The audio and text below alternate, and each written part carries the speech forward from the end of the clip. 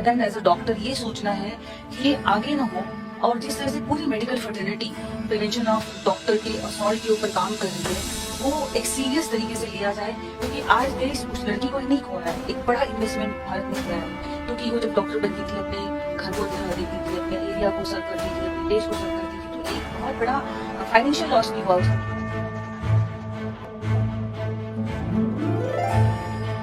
नमस्कार, रूबरू प्रोग्राम में आपका स्वागत है। मैं हूं सुशील भारती और आप देख रहे हैं अपना ये खास प्रोग्राम। जी हाँ, इस प्रोग्राम में हम आपकी मुलाकात कराते हैं किसी न किसी खास मेहमान से। आज हमारे स्टूडियो में एक बेहद खास मेहमान मौजूद हैं, डॉक्टर सुनीता दुबे, जो कि देश की यंगेस्ट रेडियोलॉजिस्ट रही हैं और उन्होंने एक बहुत ही शानदार कैंपेन चलाया है कि मेडिकल के माध्यम से स्वास्थ्य किस तरीके से उन क्षेत्रों के अंदर कार्य किया जाए। बहुत सारे उनकी कैंपेन्स हैं जिसके बारे में हम विस्तार से चर्चा करेंगे। आइए मिलते हैं मेडस्केप इंडिया की चेयरपर्सन डॉक्टर सुनीता दुबे से। आइए स्वागत करते हैं। मैडम, आपका बहुत-बहुत स्वागत है हमारे स्टूडियो में। जी। मैडम, मेरा पहला आपसे प्रश्न ये है कि आप लंबे समय से आप डॉक्टर्स के ऊपर जो असॉल्ट हो रहे हैं, उनके लिए आप काम कर रहे हैं। कहीं न कहीं एक आपके मन के अंदर ये मूक अस्वीकृति रही होगी कि भई ये नहीं होना चाहिए जी। और आपने अपना विरोध दर्ज किया होगा और धीरे-धीरे उसने एक अभियान का रूप ले लिया और आपने काफ़ी लंबे समय तक उसको उस प्रयास को जारी रखा है और हम लोग भी साक्षी रहे जो आपने 2023 के अंदर डॉक्टर्स डे के ऊपर बहुत ही शानदार कार्यक्रम किया था डॉक्टर्स डे के ऊपर। तो मैं ये जानना चाहता हूँ कि ये इस अभियान की आवश्यकता आपको क्यों पड़ी? क्यों लगा आपको कि मुझे इसको पूरे देश के अंदर इसको लेके जाना चाहिए?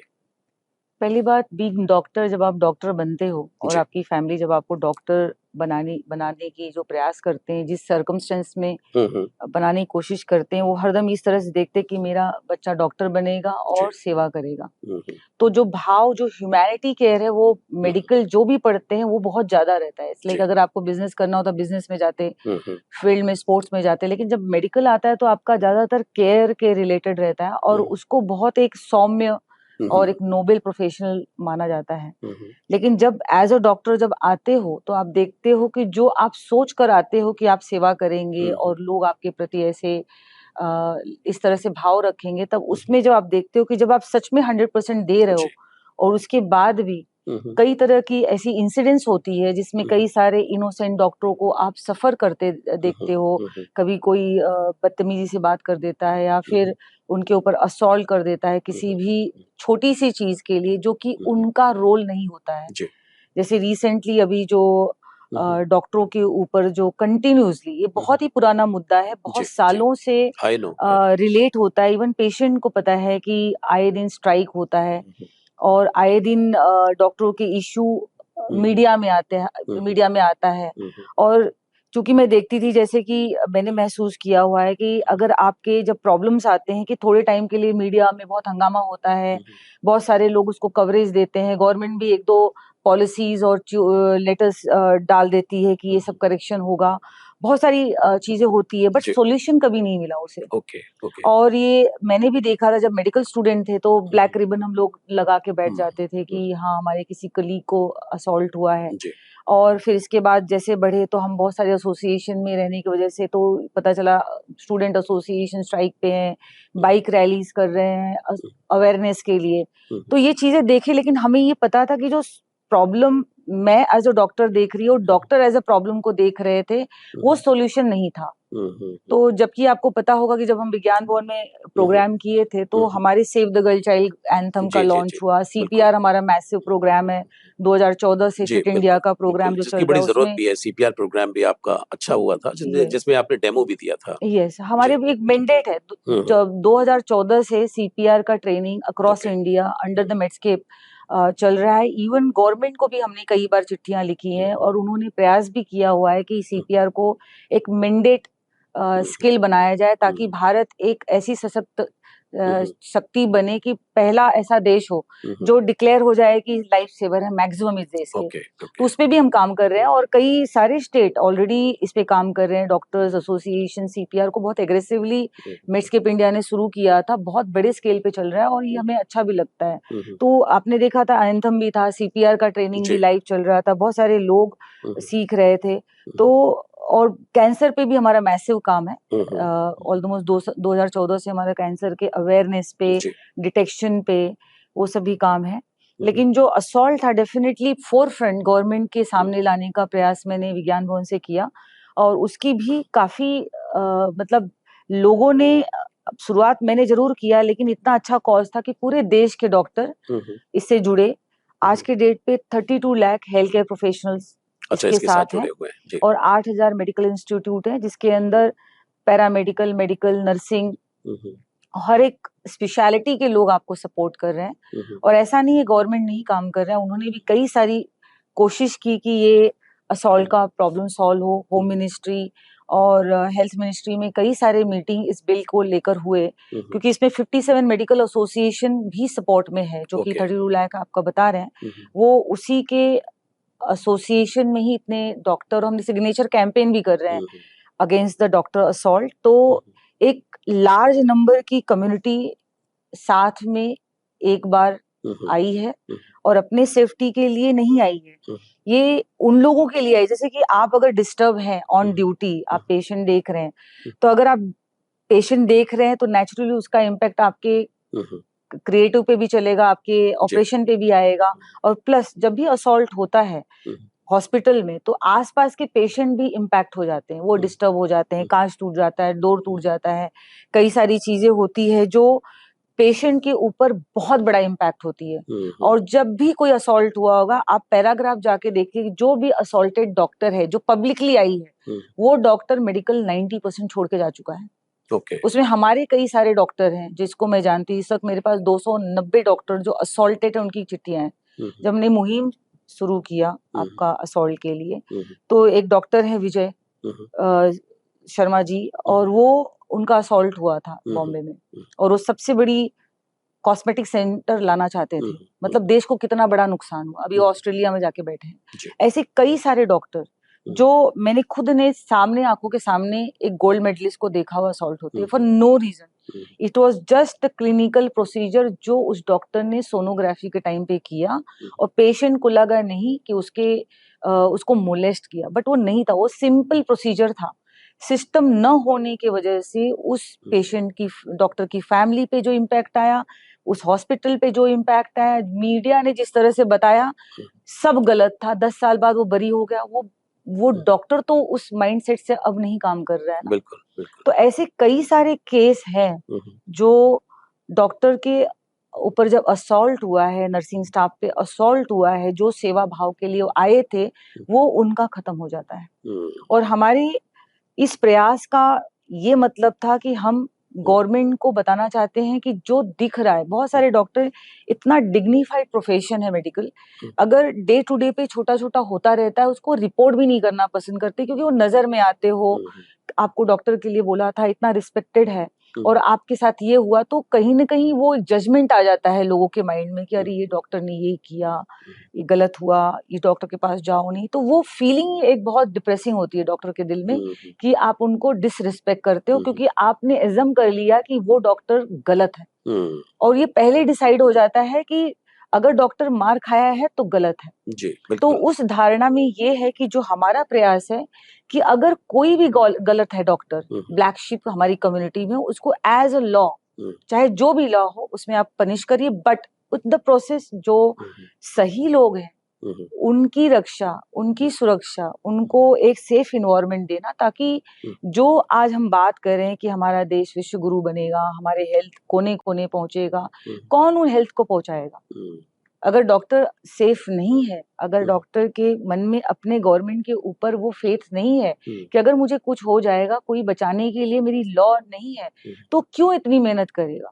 एक तो 5.5 साल आपका MBBS, उसके बाद 3 साल आपका MD, फिर लगातार बहुत साल होते होते आप जाते हो, आपका हर चीज डिले में चलता है। बहुत कम आपने जैसे बोला कि यंगेस्ट रेडियोलॉजिस्ट में youngest radiologist to start a save the girl child campaign. Okay. So कोई भी रेडियोलॉजिस्ट यंग होता ही नहीं है, वो सब पूरे ही हो जाते हैं जब तक कंप्लीट करते हैं। तो basically we really grow much more older than normal human being, क्योंकि आपकी जो लाइफ है वो एक स्टडी में ही जाती है, एक रिसर्च में ही जाती है। आप कोई भी नॉर्मल चीज नॉर्मल लोगों की तरह नहीं करते हो until you have become very senior and you are into your own safe zone when वो अलग एक ऑरा होता है और टाइम होता है डॉक्टरों का। अदरवाइज बहुत फ्रॉम द एमबीबीएस आपने शुरू किया है till last breath you are a doctor and till last breath आप सर्विस कर रहे हो। तो ये एक बहुत बड़ा सेंसिटिव मैटर है जो हम सब डॉक्टरों ने साथ में उठाया, इसीलिए सारे डॉक्टर एक साथ हैं और बहुत ही क्लियर मैसेज है कि अगर कोई गलत है उसके साथ हम कुछ भी ऐसी उम्मीद नहीं करें कि आप उसको कंसिडरेट करिए, लेकिन जिस तरह से आए दिन हमला हो रहा है डॉक्टर का, उसके लिए स्ट्रिक्ट लॉ और नेशनल लॉ आना चाहिए जिससे कि उनकी सुरक्षा जो है सुनिश्चित की जा सके। मैम एक चीज ये मैं समझना चाह रहा हूँ, चूंकि इस पर अब बातचीत हो ही रही है कि अगर कहीं से कोई चिंगारी उठी है, कोई धुआं उठा है, कोई बात उठी है, तो आपको क्या लगता है इसके मूल के अंदर what is the problem, where the problem lies, कि ये असॉल्ट के सिलसिले शुरू हुए हैं और धीरे धीरे करके कम होने का नाम नहीं ले रहे, बढ़ ज्यादा गए हैं।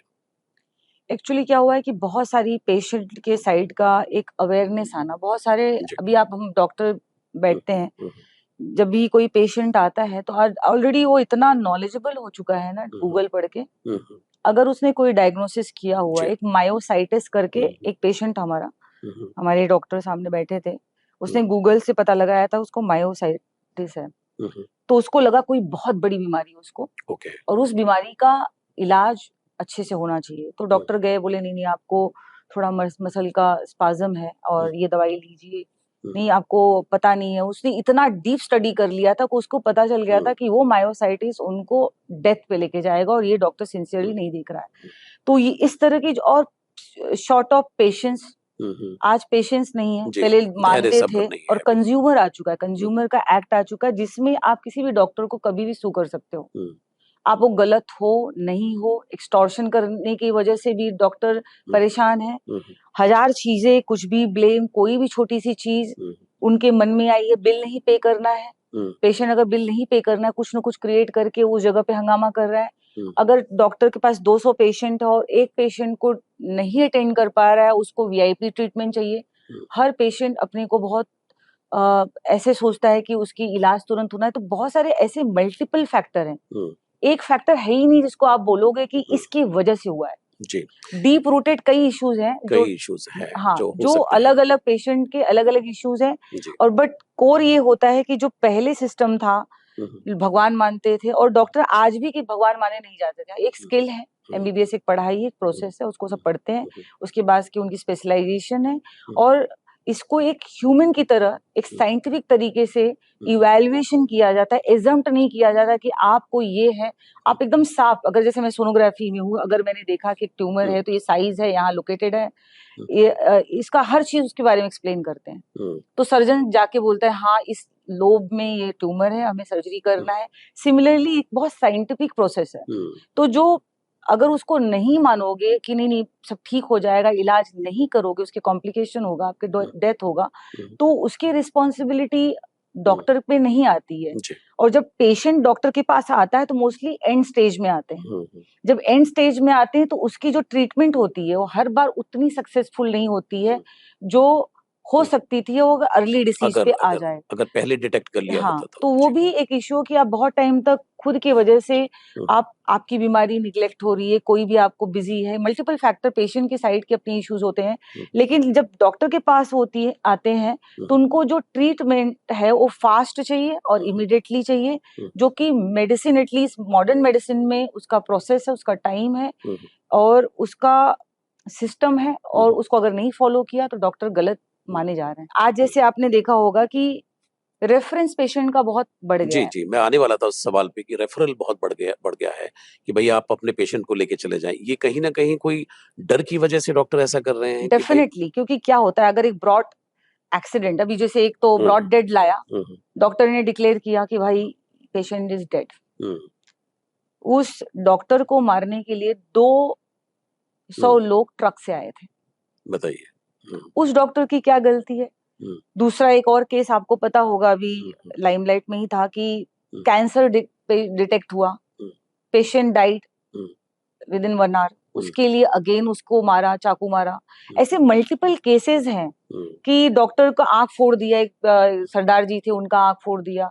केरला में एक इश्यूज हुआ, फिर अभी आपको पता ही हुआ कैलकाटा का इशू जो हुआ, जिसका आज तक लोग पेन फील कर रहे हैं।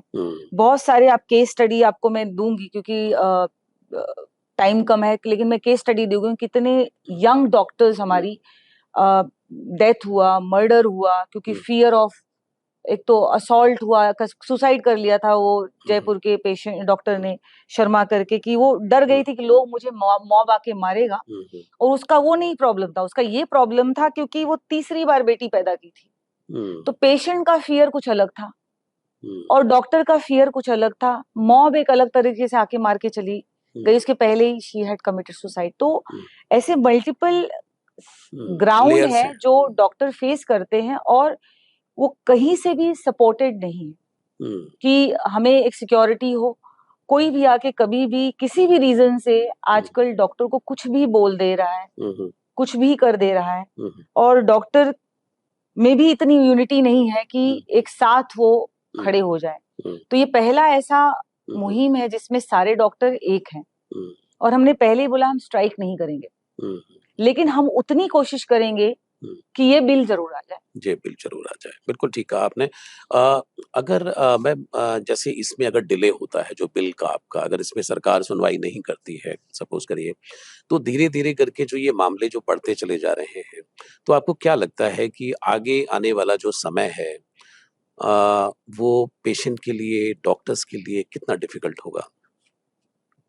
अगर जैसे कि अब अगर आप जैसे पूछ रहे हैं कि हमने क्या किया इस बिल के लिए, तो उसमें सबसे बड़ी काम कि आप विज्ञान भवन में एक कॉमन डॉक्टर को विज्ञान भवन में प्रोग्राम करना कितना डिफिकल्ट होता है।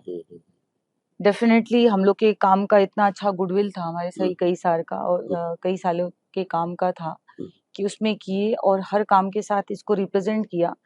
इसके बाद हमारे पूरे देश के जितने भी डॉक्टर एमपी थे उन्हें अप्रोच किया, उन्होंने 0 आवर में, आपको आश्चर्य होगा कि 15 बार ये बिल डॉक्टर सेफ्टी जब से विज्ञान भवन में आया डिस्कशन में आ चुका है। अच्छा, ओके। और किसी ने अभी भी तवज्जो पूरी तरीके से नहीं 0 क्वेश्चन, हमारे जितने भी एमपी हैं जिसको भी हमने अप्रोच किया, हमारे मित्रों ने अप्रोच किया, उन्होंने कई कोशिश की कि ये बिल आ जाए। प्राइवेट बिल के लिए भी आया, फिर 15 बार 0 क्वेश्चन में भी कई सारे एमपी लोगों ने बोला, और 0 आवर में भी बोला, और हर तरह से जो हमें समझ में आया वो कोशिश की गई।